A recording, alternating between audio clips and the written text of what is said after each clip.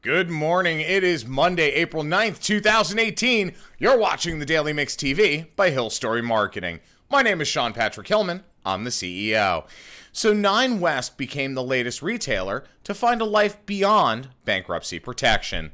The women's shoe store that every woman in the United States knows filed for Chapter 11 protection this past Friday. They sold the intellectual property associated with its Nine West, Bandolino, and other brands, plus some assets to licensing firm Authentic Brands for $200 million. Now, Nine West joins Aeropostale, American Apparel, The Limited, and some others who sell their brands as part of bankruptcy-run auctions. So what happens is you file for bankruptcy, you still own the intellectual property to your name. Selling that to a licensing firm like Authentic Brands is brilliant to help you pay down a lot of that debt. Now, Nine West, which has closed its remaining 71 stores, saw sales drop by more than a third in the past 3 years amid the so-called Retailpocalypse, which, in reality, is a correction in the retail market due to the immense popularity and convenience of e-commerce. Now, the sad part about all of this is that it was avoidable. Retailers need to stop blaming Amazon for their problems. They need to look in the mirror for the cause of their woes. Otherwise, the retail decline is just going to continue. Marketers are largely responsible for this. They've rested on their laurels rather than innovating to attract a new generation of customers. And, it's really interesting because when you look at the evolution of retail, when you look at the evolution of consumer spending patterns, this was completely avoidable in every way. It's not like we didn't know people were buying things online. So for retailers to just simply blame Amazon is a complete misstep. And it's just a real sad state of affairs in the business with the ship sinking. And on the topic of sinking ships, Titanic just sank to the fourth highest grossing film ever as Black Panther surpassed it to become the third highest. With an estimated $665.4 million in domestic ticket sales by Saturday night, the Marvel movie beat Titanic's $659.4 million and now sits only behind Avatar and Star Wars: The Force Awakens. The first superhero film with a majority African-American cast, Black Panther, has become a pop culture phenomenon. It's incredible. But this brings me to my next point. When you've got a movie the likes of Black Panther and you can't get toys or other licensed product on the shelves in time for the release, or not in the quantities that are needed, you have a serious problem. Disney, which owns Marvel, has now dropped the ball on 2 film releases with respect to licensed toy product, which accounts for billions in revenue across the globe.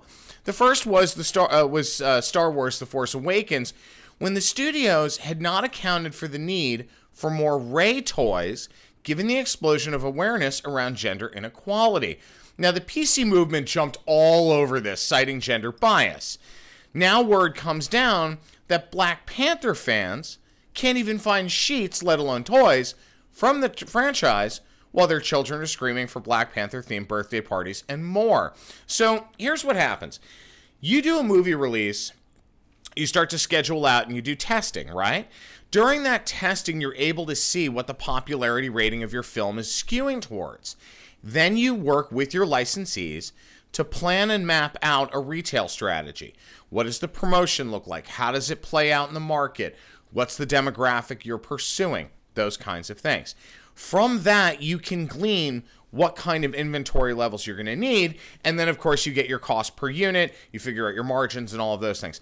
The problem in these 2 releases between Star Wars: The Force Awakens and Black Panther is they didn't foresee Black Panther being the explosive phenomena it is. Now, any idiot with a research meter in an audience would have been able to tell this, so I don't understand how they dropped the ball on this one. The last one, in terms of Rey, I get. Historically, boys have been more into buying action figures and those kinds of things from film franchises, but it's up to a marketer to trend forecast and make sure they understand exactly who's going to end up watching their film or participating in their product. In this case, Disney really dropped the ball. So now we've got another problem on the horizon.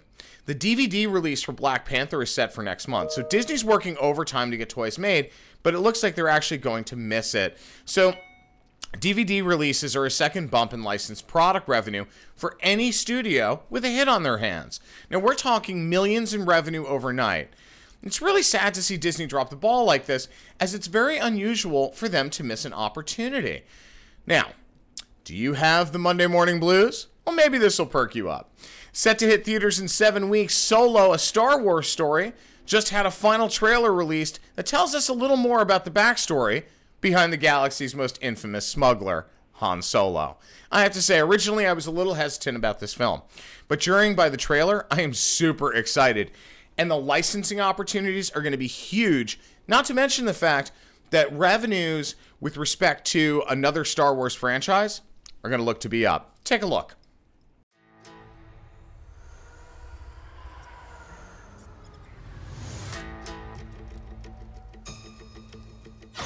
You're after something. Is it revenge? Money? Or is it something else? You look good. A little rough around the edges, but good. Heard about a job.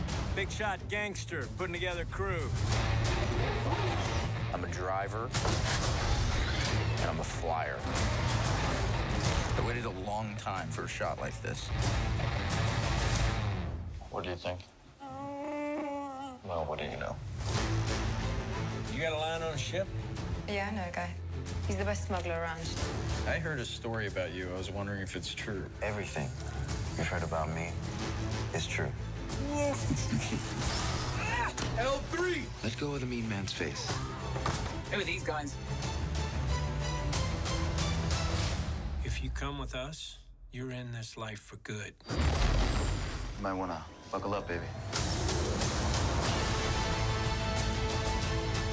Here they come! Let me give you some advice.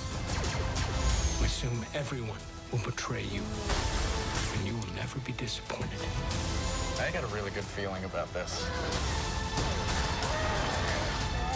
Since when do you know how to fly? 190 years old? You look great. Push it!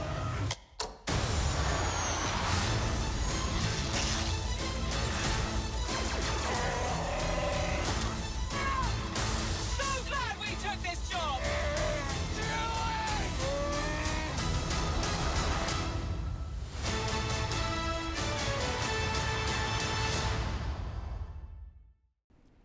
Solo, a Star Wars story, hits theaters May 25th. My name is Sean Patrick Hillman. I'm the CEO of Hill Story Marketing. I'm also the editor-in-chief of the Daily Mix TV. Have a great rest of your Monday, guys. We'll catch you tomorrow.